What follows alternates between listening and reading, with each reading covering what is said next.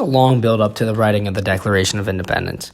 Great Britain was basically being like that estranged uncle at Thanksgiving, who does everything wrong and is always starting fights. King George had been putting tax on the U.S. He was making them pay extra for sugar, paper, paint, tea, and other random stuff. The colonists got so mad they dressed up as Native Americans and dumped a buttload of tea into the Boston Harbor. Tensions continued to rise as King George punished the colonists with intolerable acts, one of which was literally that the army could live in your house. Everything basically blew up when the militia was called into action at Lexington and Concord, and the first shots of the Revolutionary War were fired. The Continental Congress then decided it was time to send that breakup text to Great Britain. They chose Tommy J to write the text. He copied Enlightenment thinker John Locke's homework, but changed it slightly, writing how we're all entitled to the unalienable rights of life, liberty, and the pursuit of happiness. He couldn't commit all the way to saying property because he liked having slaves too much, but don't worry. He totally covered himself when he said it was a hideous blot on humanity and then did nothing about it. Another idea that he stole from Locke was social contract theory. The power comes from the people. And when the rights are violated, the people should revolt, which they clearly followed. And to show their work, Tommy J listed every single bad thing KG did to them. The most contentious part of the Declaration of Independence has to be the phrase, all men are created equal. This caused a ton of confusion through the rest of history, with women and people of color fighting for a piece of that. Some say we're still trying to figure out if we made it true or not today. In the decades leading up to the Revolutionary War, the colonists were getting real angry at their imperial British overlords. I'm a colonist. I'm getting mighty fed up with what the king's been doing around here. All them terrible taxes and tariffs and stuff, I can't stand them. I want independence. That way, I can make my own policies for me. That guy's kind of right, but also kind of dumb. He won't actually get to pick policies, but he'll be picking the rich aristocrats to pick policies for him. That way, the powerful elite still have the real power. At least the rich elite will live on the same continent, I guess. Well, not all the colonists. Some were like the teacher's pet for the king, or benefited in other ways. I'm another colonist. I don't like this guy. I'm a merchant who sells American goods to England, so a war could needlessly destroy my livelihood, and that of all my sailors. Besides, the British military is the strongest in the world. All this destruction for nothing. With the population split, I wonder what those with power will do. I'm a rich aristocratic colonist. Since I'm rich and powerful, I'm going to do what's best for me, even if it's really bad for everyone else. Also, I want more power, which is why a lot of rich guys like me want independence. Wait, who's that guy over there? What do you think about the Declaration of Independence?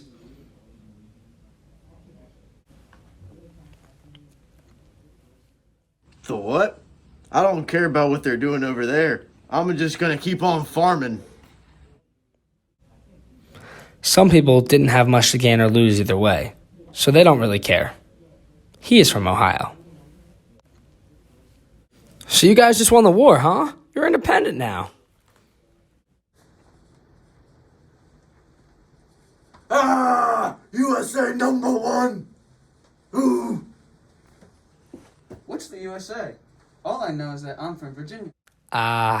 This brings us to the next big question for the future of our newly independent colonists. Who's going to govern them now? We don't want a king. The people should rule, just like in the Declaration of Independence. He doesn't really know what he's talking about, but the idea is kind of there.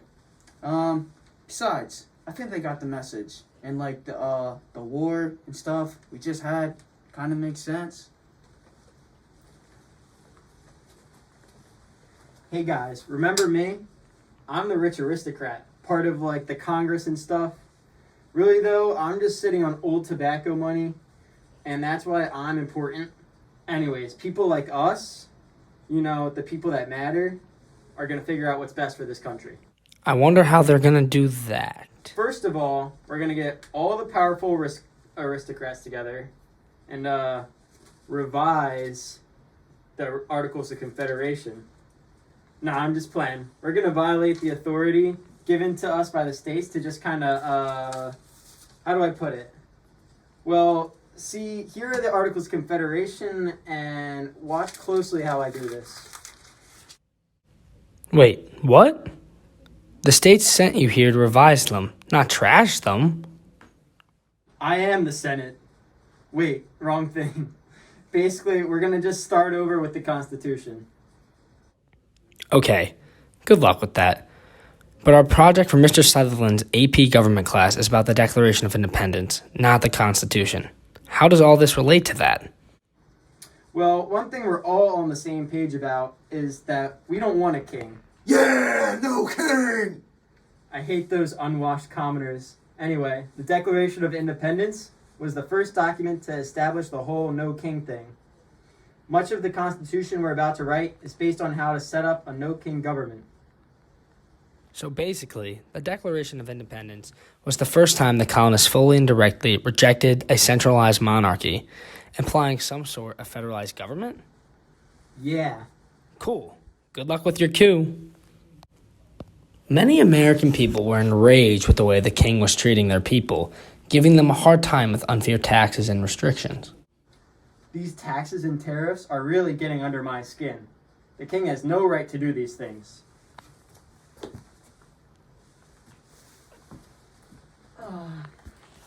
Look at the king's handsome smile.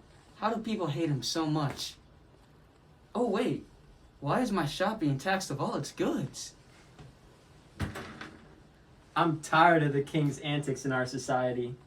Why don't we make a declaration listing all the reasons why we are so soft? These American men continued their deep hatred for the king by pushing for a declaration. These American peasants can't handle a little heat, a little bit of stress, and they get to crying.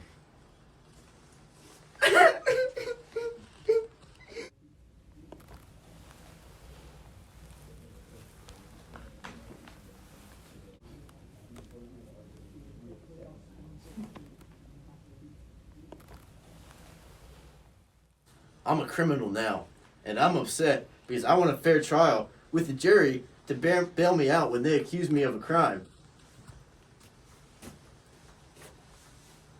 I'm the king again. Shut up, coward!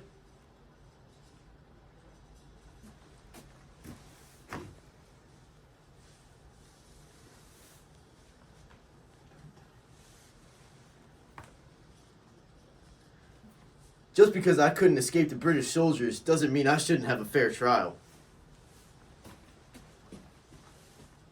That was the criminal speaking, by the way. I'm the king again.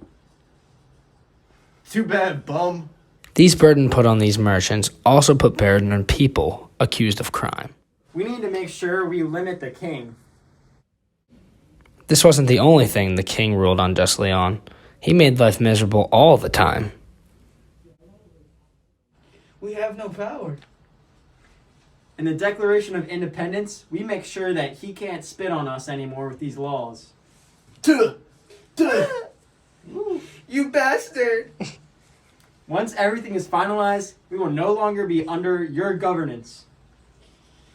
We declare ourselves as rebels now. I declare you as rebels and enemy of the state. Oh shit. Around the time of the Revolutionary War, there became a big question on if liberty was worth the price of security. So, by signing off on the Declaration of Independence, the colonists risked a huge amount of security. But who cares, am I right? Is it essential that we sign off on this Declaration of Independence for our rights for the sake of our liberties? Yeah, what if we make a big mistake by doing this? We need to do this for the future of our country. You think so? But what about our children and our homes? What if they take it all? What if they kill my family if I sign off? At the same time this was occurring, Great Britain was very prepared to enter war, as they always are. I'm gonna kill him and his family if they sign off on this.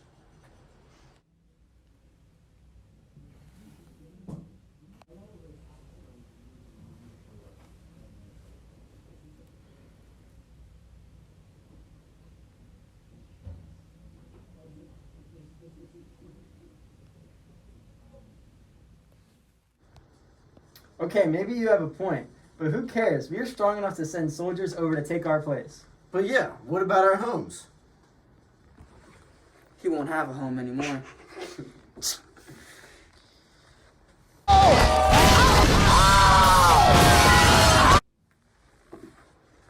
Let them burn it down. We are rich enough to build new ones. You know what? You have a point.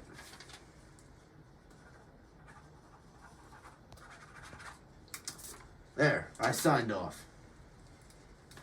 Good. Thank you. Hey, is that your house burning down?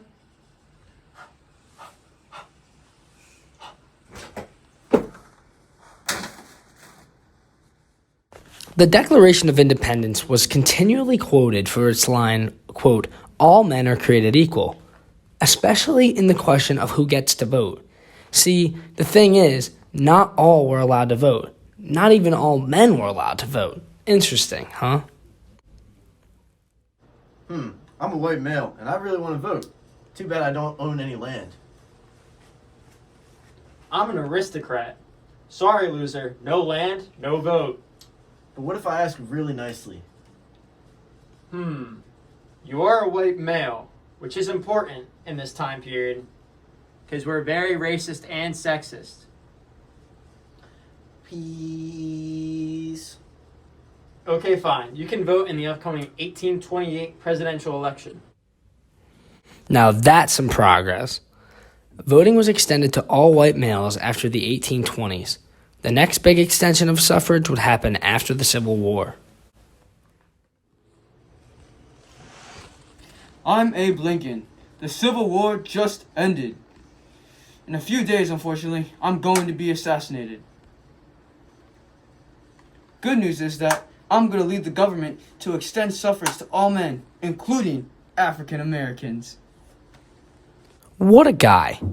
At this point, all men could vote, in theory. But that was actually only half of the population. See, this whole time, while men decided which men were more equal than others and which men could vote, there was actually a whole other half of the population which had been left out of the picture. The year is 1920.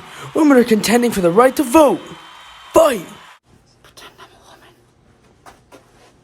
woman. I'm not a man, but we're still created equal too. Strong opening point! The Declaration of Independence says all men are created equal. Oh, he's gonna need more than that. Hey, that's kind of mean and sexist. Oh, that's a knockout! Fine. Maybe you're right. You can vote too.